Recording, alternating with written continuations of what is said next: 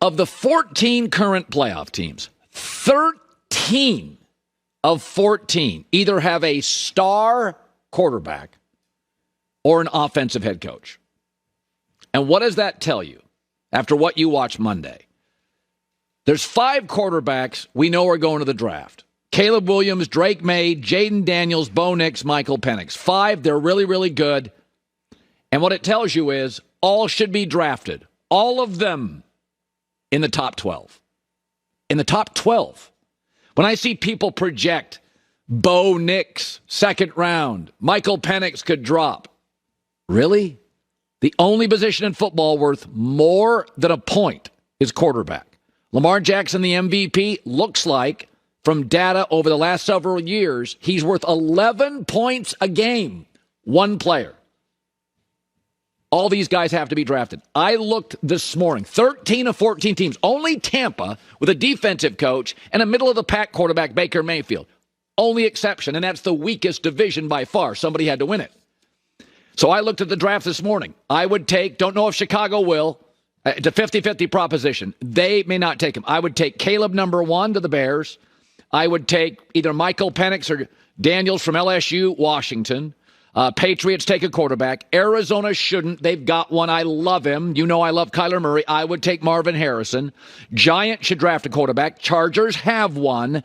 I would go get the tight end from Georgia.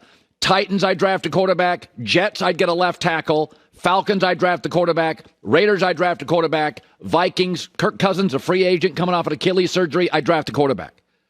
All of those guys. Now, Bo Nix, probably 5 of the 5. I don't care. You know, Michael Penix is interesting. I've heard this. Well, the injuries. What do I care? Life's full of risks. Spoils to the victors. Aggressive people win in every sport. NBA, baseball, Dana White, UFC, media, aggressive wins. You don't draft because of a fear of the floor. You draft for ceiling. You draft for ceiling. Joe Burrow.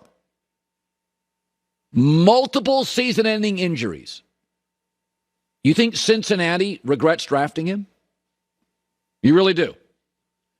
Tua, college and pro. Multiple injuries. You think Miami right now currently regrets drafting him? Lamar Jackson's going to win MVP, we suppose. Should. Last 2 years, couldn't finish the season. Injuries. You think Baltimore regrets drafting Lamar Jackson? You draft for Tua and Burrow and Lamar Jackson's ceiling. You don't draft or do any business out of fear of the floor. That makes no sense. Sky's the limit. That's what you draft. Penix has injuries. I watched them at Washington the last 2 years. Never seen him hurt. So it's all this fear of Michael Penix, Lamar, Burrow, Tua. Who cares? Guys get hurt. It's like the stock market. I have bad years in the stock market. I'm not getting out of it. Michael Penix may get injured. Burrow has. Tua has. Lamar has. You getting out of that business? So this idea, Joel Klatt talked about it yesterday with Michael Penix. If you don't think he's a top 5-6 player, you're not watching the Huskies this year. Michael Penix is an elite quarterback, and he might fall, but I don't think he gets past 10. And Michael Penix is a passer, and the difference is that he understands leverage. He's always putting the odds in these wide receivers' favor. It's not a 50-50 ball. It's a 60-40 ball. At worst, it's a 70-30 ball. It's a 90-10 ball. Why? Because he understands leverage. This guy is an elite player. I think he upgrades 13 NFL teams next week. So do I. Bo Nix, Caleb, Drake Maye, Jaden Daniels, Michael Penix. All should go top 12. You can't be concerned when you look at this league. It's getting more lopsided every year. I mean, let's be honest about it. If you have a defensive coach and your quarterback gets hurt, you're screwed anyway. You're not making the playoffs anyway. 13 of 14. Offensive coach, star quarterback. You got to draft Penix high. So another story, Adam Schefter says Jim Harbaugh likely would entertain NFL offers. We know that. Don Yee now, his new agent. Don Yee's an NFL guy. Of course, Harbaugh is going to consider the NFL.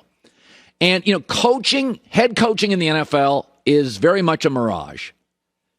You think you see water. You think you see a great opportunity. And it rarely exists. And I'll give you an example. There are 9 potential openings. Again, Chargers, Raiders, Carolina already fired their coach. Atlanta, New England, Washington, Saints, Bucks, Titans. There's a lot of rumors out there and a lot of discussion. If the Saints don't win this weekend with the best quarterback arguably in the division, a loaded payroll, Dennis Allen's in big trouble. He's won 35% of his games. Mike Vrabel reportedly wants out. So when I say openings, it's not always the coach getting fired. It's sometimes the coach wants out. Belichick has told his staff he's unsure of his future. Ron Rivera, Arthur Smith, big trouble. And I don't really know what's going on in Tampa, but you could see him moving on if an offensive coach was available. You could see it. So let's first start with this. What makes a great opening in the NFL? Number 1, not close. Star quarterback. Big-time quarterback. Number 2, in my opinion, a non-meddling owner. You don't want David Tepper, Carolina. Some draft capital would be nice. Current talent. You don't have to do a total rebuild. I want some players. And your cap situation. So let's go back to the premise that an NFL job opening is a mirage. You see water. None exists. Start going through these. Carolina, owner, roster, hard pass. New England, roster, quarterback, no thanks. New Orleans, horrible cap situation. Atlanta, Vegas, no quarterback. Tampa, Baker and Mike Evans have a short-term future.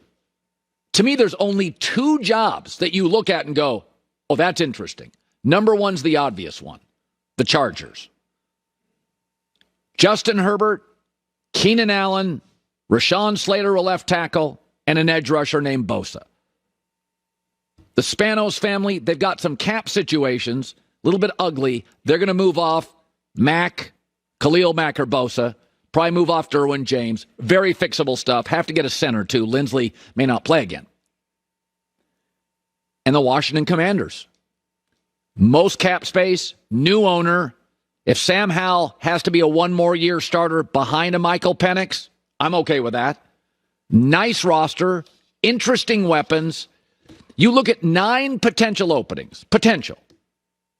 2, to me, if I'm Jim Harbaugh, regardless what the NCAA does with their punishment for Connor Stallions, 2, I would take a phone call. 2, that's it. Chargers, and by the way, they're the 2nd richest franchise in their city. So you have to consider staying at Michigan. The Rams have more money than they know what to do with.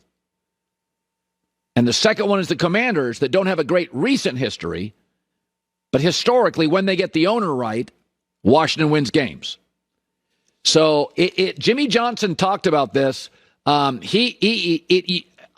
would stay at Michigan unless it was the Chargers. But Jimmy Johnson, Hall of Fame coach, sort of disagrees. If I was Harbaugh, I'd say, hey, adios. I'm going to pro football and, with a great quarterback. I think at one time, college coaching, man, that was the easiest thing going because you coached during the season, during the off season. You had family time. You could travel. You could do whatever. Do a month or 2 of recruiting. No big deal. If you're at a great school, you're going to get great players. The atmosphere has changed. Now, I think the college coaches are working as hard, if not harder, than the pro coaches. So let me ask you, J-Mac.